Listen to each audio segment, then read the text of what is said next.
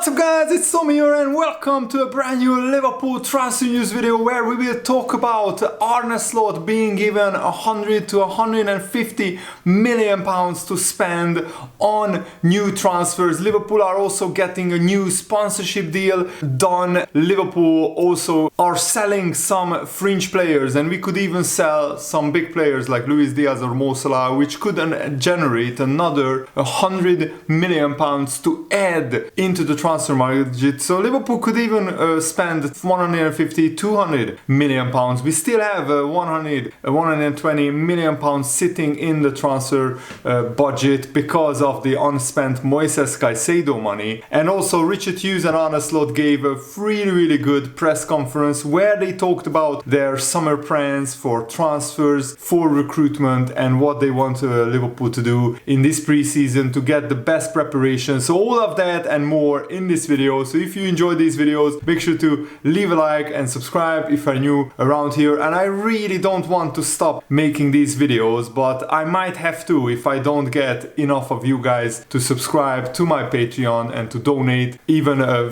low $3 tier. If enough of you guys subscribe, then I can keep making these videos and keep this channel going. So thank you. If you are a Patreon subscriber, consider subscribing. Check out the tiers and the benefits. A link is in the video description. So both Richard Hughes and Arne gave very interesting answers in the press conference, that they are basically alluded to the fact that Liverpool have seen a slow June in terms of transfer activity because of the international tournaments going on like the Euros and the Copa America, and also because Arne needs to assess the Liverpool squad. He needs to see what kind of players Liverpool have got and where we need to strengthen. But by the time Liverpool start spending money, we might have 100 million pounds coming into the club, because Football Insider is reporting that, and Keith Wyness, the journalist, is reporting that Liverpool's deal with Japan Airlines could be worth 10 to 20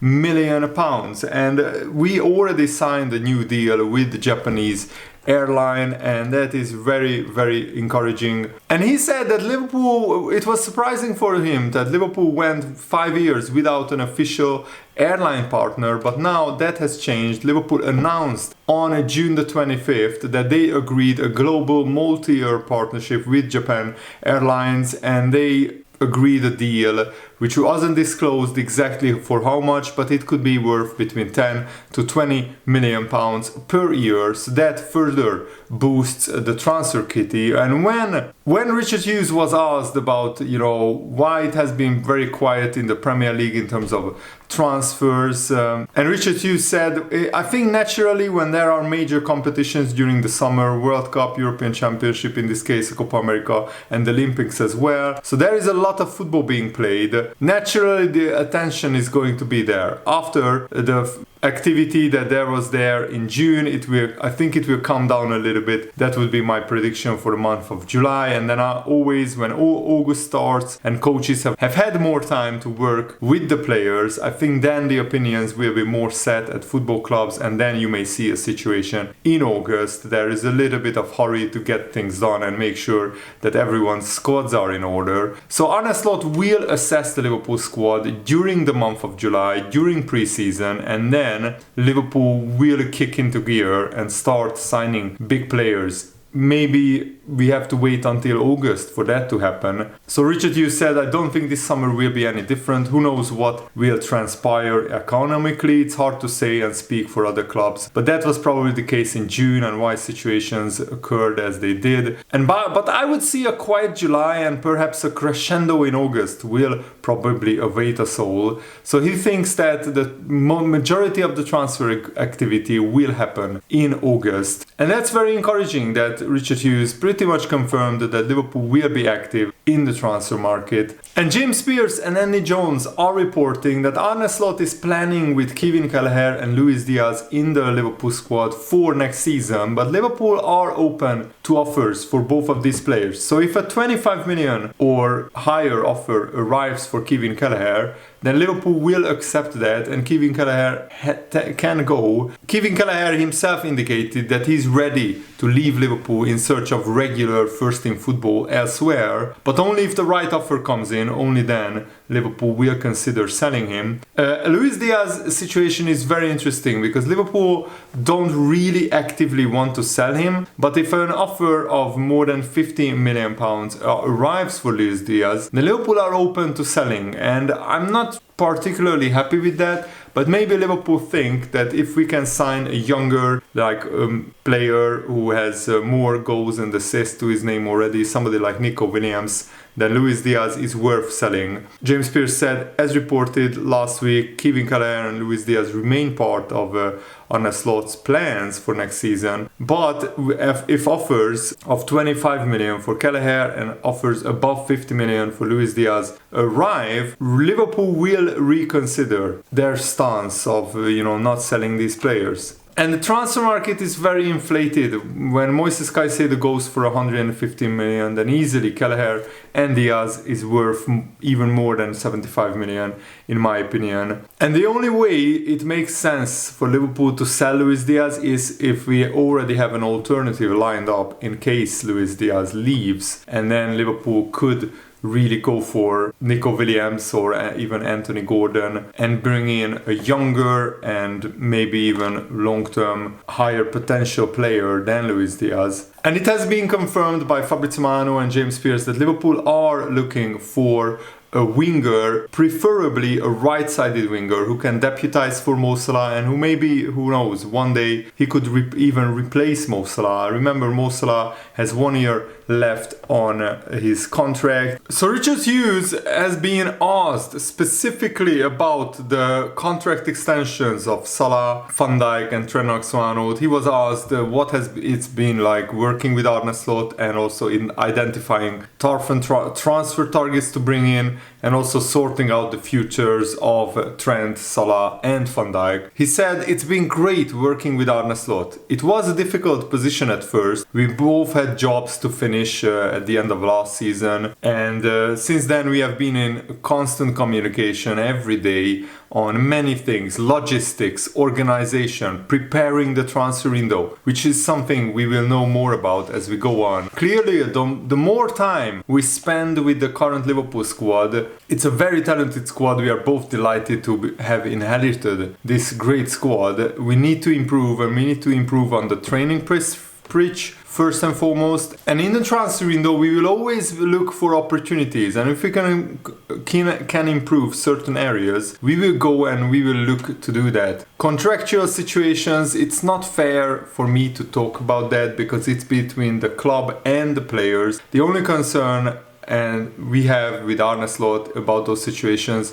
and everyone else in the squad is that there is total commitment from the players to the cause for next season, and we are absolutely convinced that is the case. And I think once Arne Slot meets personally with Trent Alexander-Arnold, with Virgil van Dijk, with Mo Salah, we will sit down with them. Arne Slot will sit down with them, and Liverpool will sit down with them, and they will ask what these players want for their future. Does Salah want to stay at Liverpool beyond his current contract? Because there is no use or no matter what Liverpool offer him. If Salah wants to leave at the end of his current contract, we can't force to sign him on a contract extension. But what Arne Slot needs to do is he needs to get off to a really good start. And in the first half of the season, Liverpool need to be very, very good. So Trent, Salah and Van Dijk sees that Liverpool is the club still that is the place to be, where we can win titles and trophies. The first few weeks and months of Arne Slot's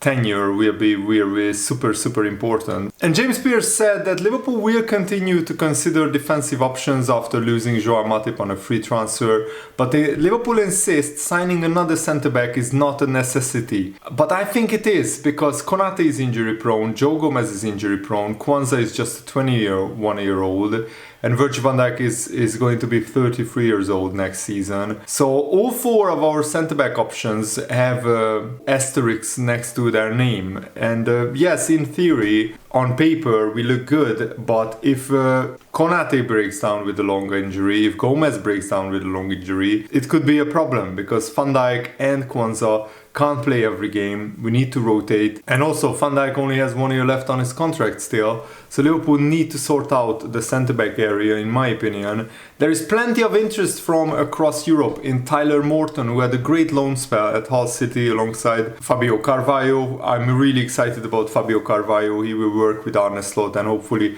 Arne Slot can unlock Fabio Carvalho next season. And Tyler Morton has interest from Leipzig, Sevilla, Eintracht Frankfurt, and even Feyenoord. Liverpool value him for around £20 million. I don't think anybody would pay that amount for this player, but we will see.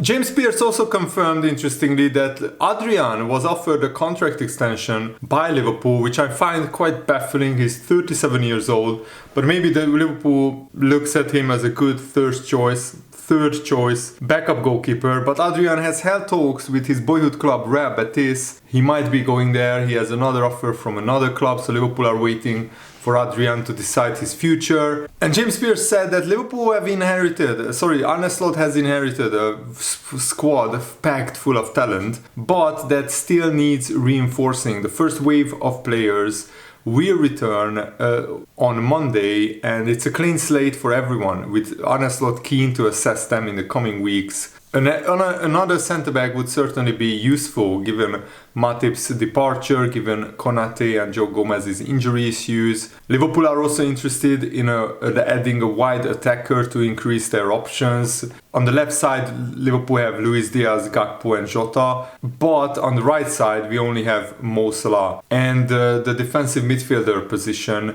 may also be addressed, James Pearce said. So if Liverpool find the right kind of player, then we will go for him. And I think a defensive midfielder, a centre-back and a young right winger with a lot of promise, a lot of potential and a lot of pace could be a very, very important and very significant transfer window for Liverpool if we could pull these off. Sepp van den Berg, also a player that Liverpool are listening to offers for. He's worth around 15 to 20 million.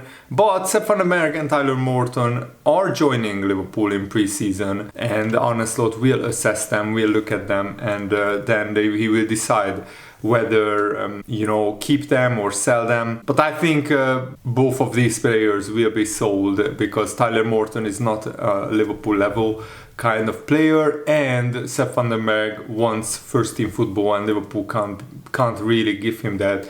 He doesn't really want to be fourth or fifth choice centre back at Liverpool, so it's better to cash in on him than for him sitting on the bench and wasting away his career, really. And James Pearce also said that Liverpool aren't really looking to sell Luis Diaz, but more importantly, Liverpool haven't had any offers for Luis Diaz officially so far. And I think it's right because Luis Diaz has worked really, really hard and he has done pretty well. Scoring 24 goals is not like a mind-blowing career so far in 98 games for Liverpool, but he is such an absolute live wire. And we should look at how Colombia plays, where they are looking for Luis Diaz's runs every time he makes them, and they allow Luis Diaz to miss chances because they know he will keep getting them and he will eventually score. And Luis Diaz also has 10 assists to his name, so 34 goal contributions in a little bit less than 100 games, 98 games to be precise, is not too bad. It's one goal or assist every 3 games, a little bit over that. So that's not too bad, and I think Liverpool can improve Luis Diaz's output with an uninterrupted season where he's playing most of the games. And if we put enough balls into Luis Diaz's feet in dangerous positions, I think he can even score more goals. I think he, just like Darwin Núñez, deserves another season at Liverpool to prove themselves and to show the world that they are good enough to take Liverpool to another trophy, another title. I'm really looking forward to the new season. I hope that you guys enjoyed this video. I tried to bring you guys as much information as possible. Thanks for watching. Have a nice day. See you later. Goodbye.